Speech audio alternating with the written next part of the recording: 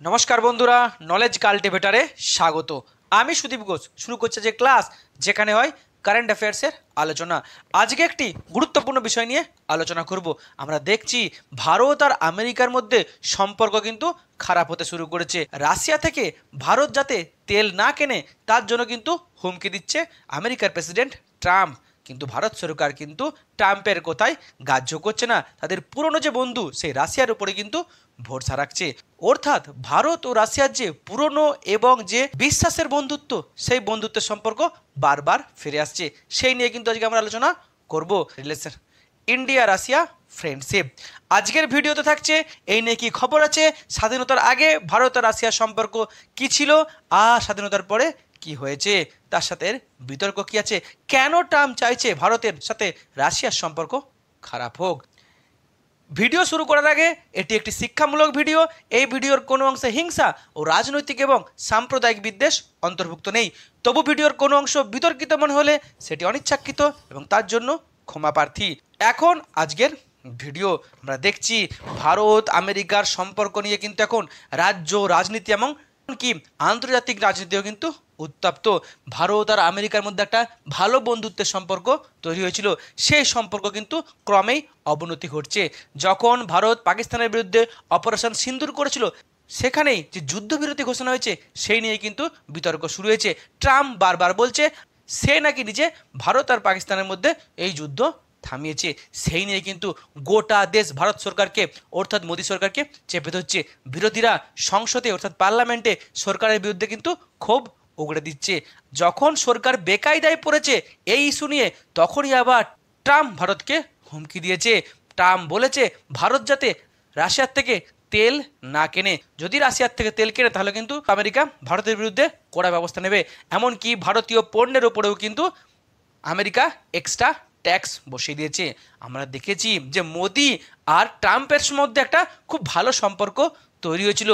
আগের বার যখন ট্রাম্প ক্ষমতায় এসেছিল, তখন মোদি যখন আমেরিকায় গিয়েছিল, তখন ট্রাম্প মোদির অভ্যর্থনার জন্য হাউডি মোদি অনুষ্ঠান করেছিল। আবার মোদি ভারতে ট্রাম্পকে নিয়ে এসে আহমেদাবাদে নামাস্তে ট্রাম্প অনুষ্ঠান করেছিল। এমনকি মোদি আমেরিকায় গিয়ে ট্রাম্পের জন্য ভোটের প্রচারও করে এসেছিল। আব কি বার ট্রাম্প সরকার। আবার দ্বিতীয়বার যখন ট্রাম্প ক্ষমতা এসেছে, তখন মোদি বারবার ট্রাম্পকে মাই ফ্রেন্ড বলে সম্বোধন করেছে। এমনকি ভারতের যারা বিজেপি সংগঠনের যারা লোকজন, তারাও কিন্তু ট্রাম্পের জয় নিয়ে কিন্তু একটা বিরাট খুশি ছিল, উৎফুল্ল ছিল। অনেকে তো দেখেছি আবার ট্রাম্পের ছবিতে পুজো পর্যন্ত করেছে। কিন্তু যতই কুত্তার ল্যাঞ্চকে সোজা করো, কুত্তার ল্যাঞ্চ কিন্তু কখনো সোজা হয় না। আমেরিকাকে যতই তুমি বন্ধু বন্ধু ভাবো, আমেরিকা কিন্তু কোনো দেশের বন্ধু হতে পারে না। বিশেষ করে ভারতের বন্ধু হতে পারে না, আমেরিকা পাকিস্তানের বন্ধু হতে পারে। তারই প্রমাণ কিন্তু আরও একবার দেখিয়েছে এই ট্রাম্প। এবং বিরোধীরা বলছে প্রধানমন্ত্রী নরেন্দ্র মোদী নাকি ট্রাম্পের ভয়ে জুজু হয়ে আছে। কিন্তু ভারত সরকার জানিয়ে দিয়েছে ট্রাম্প যতই হুমকি দেখ, ভারত কিন্তু রাশিয়া থেকেই তেল কিনবে। অর্থাৎ ভারত ভরসা রাখবে রাশিয়া আর ভারতের সেই পুরনো বন্ধুত্বের ওপর, যে বন্ধুত্বের কারণে রাশিয়া বারবার ভারতকে সাহায্য করেছে, প্রতিবার বিপদের সময় ভারতকে সাহায্য করেছে। এখন রাশিয়ার সাথে ভারতের সম্পর্ক স্বাধীনতার আগে, প্রাচীন ভারতে রাশিয়ার সাথে ভারতের সম্পর্ক কিন্তু খুব একটা আমরা বেশি ইতিহাসে পাই না। কিন্তু রাশিয়ান ট্রাভেলার বা পর্যটক নিকিতিন কিন্তু এসেছিলেন ভারতে। আবার ভারতের বিভিন্ন প্রদেশের বণিকরা কিন্তু রাশিয়াতে বাণিজ্য করতে যেতেন। ভারত আর রাশিয়ার যে নীতি আদর্শের যে মিল, তা কিন্তু আমরা দেখতে পাই ব্রিটিশ বিরোধী যুদ্ধে। 1857 সালের মহাবিদ্রোহের পর যখন ব্রিটিশ বিরোধী আন্দোলন ভারতবর্ষে একের পর এক আগুনের মতো ছড়িয়ে পড়ছে, তখনও কিন্তু রাশিয়াতেও একটা আন্দোলন শুরু হয়, যেটা হলো রুশ বিপ্লব।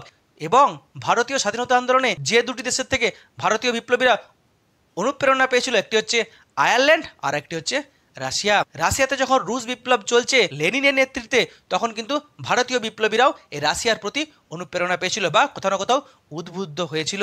যুগান্তর দল অনুশীলন সমিতি, তাদের আলোচনাতেও কিন্তু রাশিয়ার এই সংগ্রাম আসতো। এমনকি গদর পার্টির সদস্যরা যারা বিদেশে লুকিয়ে এই বিপ্লবীবাদের সঙ্গে জড়িত ছিল, তারাও কিন্তু রাশিয়ার দ্বারা অনুপ্রেরণা নিয়েছিলেন। এবং যখন রুশ বিপ্লব ঘটে তারপরে কিন্তু একটা বিরাট বড় মোড় নেয় ভারতীয় স্বাধীনতা আন্দোলনে। এই গদর পার্টির একজন নেতা ছিলেন এম.এন. রয় অর্থাৎ মানবেন্দ্রনাথ রায়। তিনি কিন্তু রাশিয়ার এই রুশ বিপ্লবের জনক লেনিনের সাথে দেখা করেছিলেন এবং লেনিন তাকে ভারতের কমিউনিস্ট পার্টি প্রতিষ্ঠা করার নির্দেশ দিয়েছিলেন এবং 1920 সালে রাশিয়ার তাসখণ্ডে ভারতের কমিউনিস্ট পার্টির প্রতিষ্ঠা হয়েছিল এবং লেনিনের পরামর্শেই এই যে ভারতের কমিউনিস্ট পার্টি যা বিদেশের মাটিতে তৈরি হলো তা ইন্টারন্যাশনাল কমিউনিস্ট পার্টির মর্যাদা পেয়েছিল। তারপরে কিন্তু পেশোয়ার কনস্পিরেসি কেস হয়, অনেক বিপ্লবীদেরকে গ্রেপ্তার করে ইংরেজরা। আবার সেই তখনই কিন্তু কংগ্রেসের মধ্যে কিছু শ্রেণীর যারা নেতা ছিল তাদের মধ্যে কিন্তু বামপন্থী ভাবধারা কিন্তু উদ্বুদ্ধ হতে শুরু করে রাশিয়ার বিপ্লবের রেস ধরেই। 1924 সালে চন্দ্রশেখর আজাদ যে হিন্দুস্তান রিপাবলিক অ্যাসোসিয়েশন প্রতিষ্ঠা করেছিলেন সেটাও কিন্তু এই রাশিয়ার কমিউনিস্ট ভাবধারার অনুপ্রেরণাতে, যেখানে ছিলেন বীর বিপ্লবী আশফাকুল্লাহ খান, রামপ্রসাদ বিসমিল, রাজেন্দ্র লাহিড়ী, রোশন সিং। অর্থাৎ কাকোরি ষড়যন্ত্র মামলা, কাকোরি ষড়যন্ত্র মামলায় এই সমস্ত বীর বিপ্লবীদের ফাঁসি হলে এরপর দায়িত্ব তুলে নেন কে? ভগৎ সিং। বিপ্লবী সংগঠনের নাম দেন হিন্দুস্তান সোশ্যালিস্ট রিপাবলিকান অ্যাসোসিয়েশন। এমনকি ভগৎ সিং নিজে লেনিনকে তার নেতা মনে করতেন এবং তিনি তার আত্মজীবনী পড়েছেন জীবনের শেষ দিন পর্যন্ত। এরপর কমিউনিস্ট পার্টির প্রতিষ্ঠা হয় ভারতবর্ষে 1925 সালে, আর কমিউনিস্ট পার্টির লোকজনেরা 1929 সালে বিরাট ষড়যন্ত্র মামলায় জড়িয়ে পড়ে। চট্টগ্রাম অস্ত্রাগার লুণ্ঠন হয়েছিল ইন্ডিয়ান রিপাবলিকান আর্মি মাস্টারদা সূর্য সেনের 1930 সালে।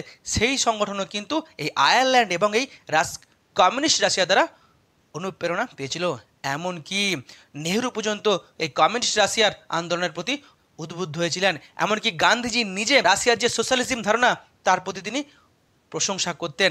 এমনকি নেতাজি সুভাষচন্দ্র বসু যিনি যিনি দেশ ত্যাগ করেছিলেন তার কিন্তু প্রথম লক্ষ্য ছিল যে রাশিয়ায় যাওয়া, রাশিয়ার সাহায্য নিয়ে ইংরেজদের বিরুদ্ধে লড়াই করা। কিন্তু হঠাৎ করে দ্বিতীয় বিশ্বযুদ্ধের সময় রাশিয়া আনএক্সপেক্টেডলি ইংল্যান্ড ও আমেরিকার সঙ্গে যুদ্ধে যোগদান করেন এবং নেতাজির উদ্দেশ্য কিন্তু পূরণ হয়নি। যদিও পরে রাশিয়া কিন্তু যুদ্ধ থেকে বেরিয়ে যায়। আবার জাপান যখন আত্মসমর্পণ করেছে, আজাদিন সরকার যখন আত্মসমর্পণ করেছে, নেতাজি কিন্তু তখনও আশা ছাড়েননি। তিনি তখনও চেয়েছিলেন যে তিনি যাবেন রাশিয়ার সাহায্য নিয়ে আবার ইংল্যান্ডের বিরুদ্ধে যুদ্ধ করবেন। এরপর আমরা জানি যে ভারত স্বাধীনতা পায়। এখন আমরা দেখে নেব স্বাধীনতার পরে ভারত আর রাশিয়ার মধ্যে সম্পর্ক সবথেকে গুরুত্বপূর্ণ। মনে রাখতে হবে ভারত যখন স্বাধীনতা পায় তখন কিন্তু ভারত একটি ধর্মনিরপেক্ষ এবং সমাজতান্ত্রিক দেশরূপে আত্মপ্রকাশ করে। রাশিয়াও কিন্তু সমাজতান্ত্রিক দেশ এবং ধর্মনিরপেক্ষ দেশ। ইউএসএসআর অর্থাৎ সোভিয়েত রাশিয়া, অর্থাৎ দুই দেশের মধ্যে কিন্তু নীতি আদর্শ কিন্তু অনেক মিল ছিল। আর স্বাধীনতার পরেই কিন্তু রাশিয়া ভারতকে সমর্থন দেয় এবং ভারতকে স্বীকৃতি দেয় এবং রাশিয়া বলে যে ভারতকে তারা সব দিক থেকে সাহায্য করবে।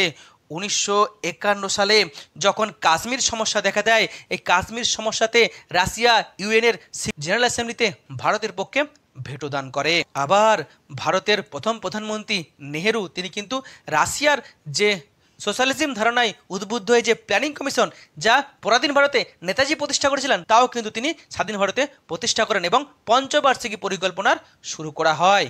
রাশিয়া তারপর থেকে ভারতকে সব দিক থেকে সাহায্য করতে শুরু করে স্ট্যালিনের সময়, যেমন অর্থনৈতিক ক্ষেত্রে, বাণিজ্য, এক্সপোর্ট ইম্পোর্ট, এমনকি যে ডিফেন্স সোর্সে।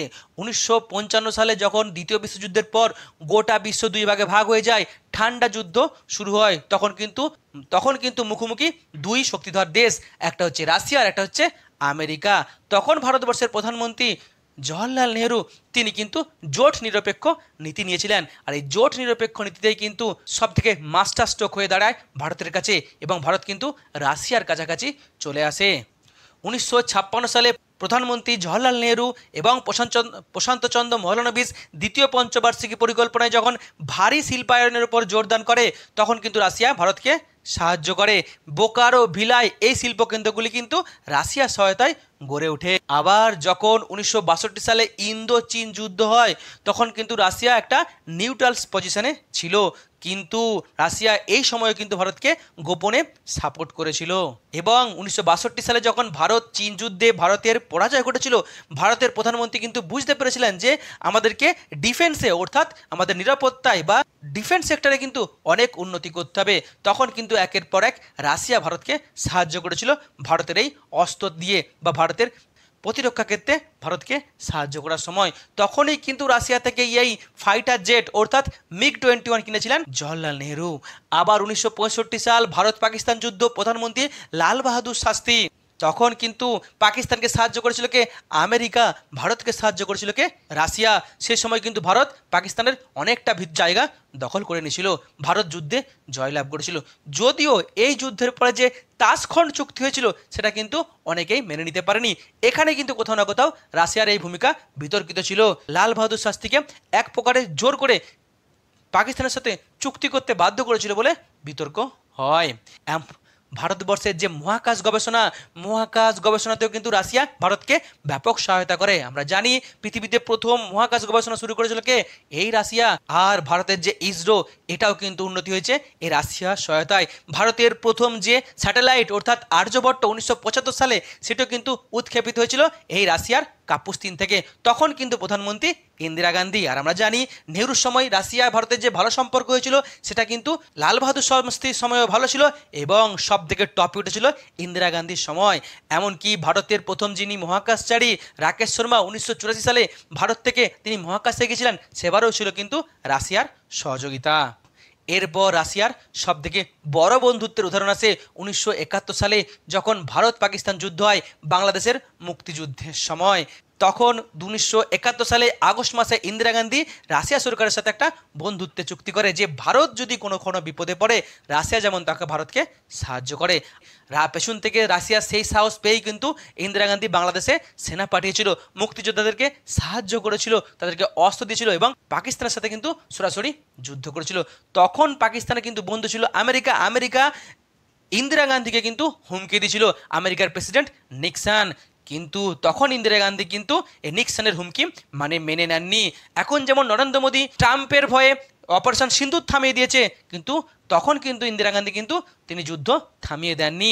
যখন ইন্দিরা গান্ধী নিক্সনের কাছে মাথা নত করেননি, তখন কিন্তু আমেরিকা ভারতকে ধ্বংস করার জন্য বঙ্গোপসাগরে 7 ফ্লিট পাঠিয়েছিলেন, অর্থাৎ সপ্তম নৌবহর পরমাণু অস্ত্র বোঝাই যুদ্ধ জাহাজ। কিন্তু ভারত সেখানে কিন্তু ভয় পায়নি। ভারত ফোন করেছিল রাশিয়াকে, ইন্দিরা গান্ধী ফোন করেছে রাশিয়াকে, রাশিয়া আমাকে সাহায্য করো, তুমি তো বলেছিলে আমাকে সাহায্য করবে। রাশিয়া কিন্তু বেইমানি করেনি। দুঃসময়ে যে বন্ধু পাশে দাঁড়ায় সেই কিন্তু আসল বন্ধু। রাশিয়া কিন্তু এই আমেরিকার প্রত্যুত্তরে বঙ্গোপসাগরে তাদের যুদ্ধ জাহাজ পাঠিয়ে দেয়, এবং তাদের যে নিউক্লিয়ার উইপেন সেটাকে অটোমেটিক অন করে দেয়, যে ওই রাডারের মধ্যে এলেই কিন্তু সেটা কাজ করতে শুরু করবে। আমেরিকা ভয় পেয়ে যায়, আমেরিকা পেঁচিয়ে যায়। আর রাশিয়া যেভাবে সাহায্য করেছিল তার ফলে কিন্তু ভারত যুদ্ধে সফল হয়, পাকিস্তানকে 2 টুকরো করে দেয় ইন্দিরা গান্ধী।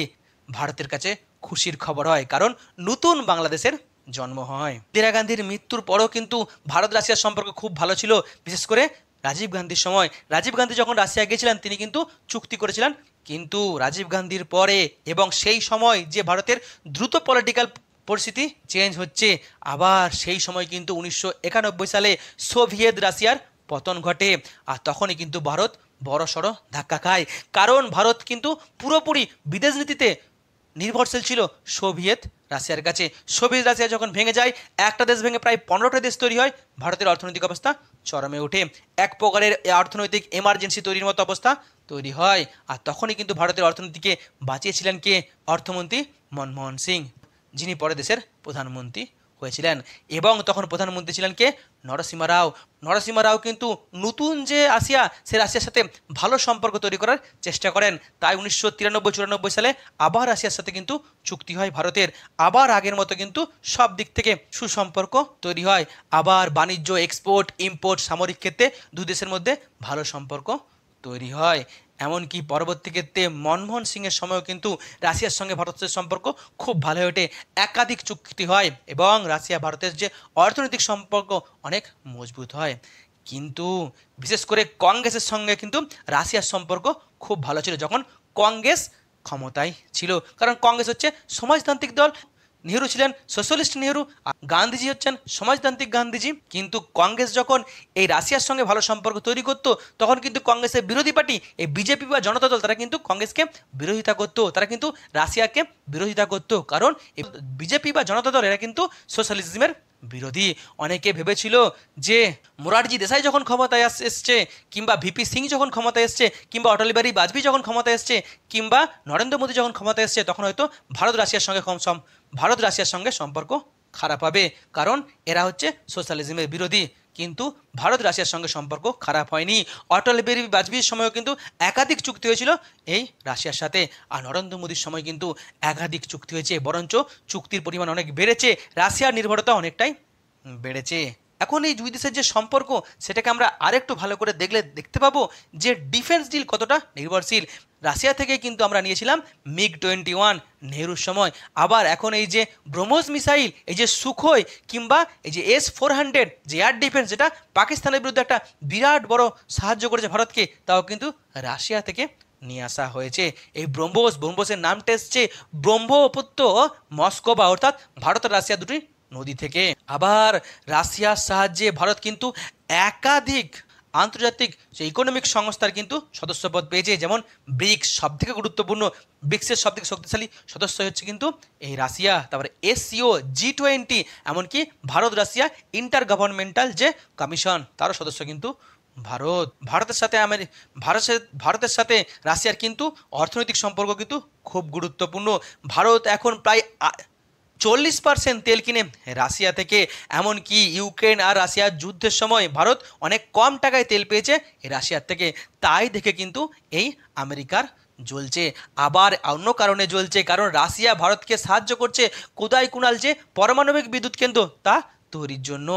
অন্যদিকে ভারত চাইছে UN নিরাপত্তা পরিষদের স্থায়ী মেম্বারশিপ, আর সেখানে কিন্তু চীন ভারতের পক্ষে ভেটো দিচ্ছে না। অন্যদিকে রাশিয়া কিন্তু সবসময় রেডি আছে ভারতের পক্ষে ভেটো দেওয়ার জন্য। এমনকি 2019 সালে ভারত সরকার যখন কাশ্মীর থেকে 370 ধারা তুলে নেয়, তখন কিন্তু এই পাকিস্তান গিয়েছিল কিন্তু ইউএনওতে এই বিষয়টি তুলে ধরেছিল। রাশিয়া তখন কিন্তু জানিয়ে দেয় যে বিষয় নিয়ে ভারতের এই বিষয়ে রাশিয়া কিন্তু কোনো মন্তব্য করবে না, কারণ কাশ্মীর ভারতের অভ্যন্তরীণ বিষয়। ঠিক উল্টো দিকে ভারতও কিন্তু বারবার রাশিয়াকে সাপোর্ট করেছে, ক্রিমিয়ার যুদ্ধে সাপোর্ট করেছে, যুগোস্লাভিয়ার যুদ্ধে সাহায্য করেছে, এবং রিসেন্টলি যে ইউক্রেন রাশিয়ার যুদ্ধ চলছে, সবাই রাশিয়াকে বিরোধিতা করছে, ইউক্রেনকে সাপোর্ট করছে। ভারত কিন্তু এই বিষয়ে কোনো মন্তব্য করেনি, বরং ভারত বলেছে যে ইউক্রেন রাশিয়ার সম্পর্ক যাতে খুব ভালো হয়, তার মিডিয়েটার হিসেবে ভারত কাজ করতে চায়। অর্থাৎ আমরা বুঝতে পারলাম কত মজবুত, কত বিশ্বাসের ভারত রাশিয়ার সম্পর্ক। তবে ভারত রাশিয়ার সম্পর্ক নিয়ে কিছু বিতর্কও আছে, বিশেষ করে কংগ্রেস ছিল প্রো রাশিয়া, আবার বিজেপি তারা হচ্ছে ক্যাপিটালিস্টিক ধারণায় বিশ্বাসী, তারা প্রো আমেরিকা। বুঝতে পারছি মোদি ক্ষমতা এসে ট্রাম করে নাচ করতো, তাই বিজেপি কিন্তু বারবার কংগ্রেসকে ক্রিটিসাইজ করেছে এই রাশিয়া ঘনিষ্ঠতার জন্য। বিজেপি বারবার অভিযোগ করেছে যে রাশিয়ার যে গুপ্তচর সংস্থা আছে KGB নাকি ভারতবর্ষের অভ্যন্তরীণ বিষয়ে নাক গলাতো। 1965 সালে ভারত পাকিস্তান যুদ্ধের পর যে রাশিয়ার তাশখন্ড চুক্তি হয়েছিল, সেই নিয়েও কিন্তু বিজেপি বারবার কংগ্রেসকে ক্রিটিসাইজ করে এই রাশিয়ার সঙ্গে বন্ধুত্বের জন্য। আবার ইন্দিরা গান্ধীর আরেকজন যিনি পুত্র ছিলেন, অর্থাৎ সঞ্জয় গান্ধী, যিনি প্রো আমেরিকা ছিলেন, যিনি প্লেন অ্যাক্সিডেন্টে মারা গেছিলেন, তাকেও নাকি হত্যা করেছিল এই রাশিয়া, এরকম খবরও কিন্তু সামনে আসে। আবার অনেকে বলে নেতাজি সুভাষচন্দ্র বসু নাকি ভারতের স্বাধীনতার পরও তিনি বেঁচে ছিলেন, তিনি রাশিয়ার জেলে বন্দী ছিলেন। একাধিক অভিযোগ কিন্তু বারবার আসে এরকম, কিন্তু এই বিতর্ক নিয়ে কোনো সত্য প্রমাণ আজও পাওয়া যায়নি। সরকারও কিন্তু এই নিয়ে কোনো ক্লিয়ারেন্স বা প্রকাশ্যে বিবৃতি দেয়নি। সরকার মোদি আর ট্রাম্পের সম্পর্ক ভালো ছিল, দুজনকে বন্ধু বলতো। ট্রাম্পের জয়ে ভারতের বিজেপি সাপোর্টাররা নাচ করেছিল। কি এমন হলো যে দুই দেশের সম্পর্ক খারাপ হয়ে গেল? মেনলি ট্রাম্প এখন চাইছে যে সারা বিশ্ব জুড়ে যাতে যুদ্ধ না হয়। নিজে ইরানকে আক্রমণ করছে, তবু অন্য দেশে যখন যুদ্ধ লাগাচ্ছে তখন কিন্তু সে সবসময় তাদের যুদ্ধ থামাতে চলে যাচ্ছে। ভারত, পাকিস্তান, ইসরায়েল, ইরান, আবার কম্বোডিয়া, থাইল্যান্ড। অর্থাৎ ট্রাম্পের একটা শান্তিতে নোবেল পুরস্কার চাই, তাই সে চাইছে রাশিয়া ইউক্রেনের মধ্যে যুদ্ধ থামাতে। রাশিয়া কিন্তু যুদ্ধ থামাবে না, তাই রাশিয়ার উপরে চাপ প্রয়োগ করতে চাইছে। অন্যদিকে রাশিয়া কিন্তু আমেরিকার চিরদিনের শত্রু, রাশিয়া কিন্তু তত্তর করে বেড়ে যাচ্ছে। ওখানে কিন্তু রাশিয়াকে চেপে ধরার মতো চেষ্টা করছে ট্রাম্প কিন্তু পাচ্ছে না। অন্যদিকে আরও একটা বিষয় আছে, যতগুলো আন্তর্জাতিক সংস্থা আছে তার মধ্যে গুরুত্বপূর্ণ হচ্ছে এই ব্রিক্স।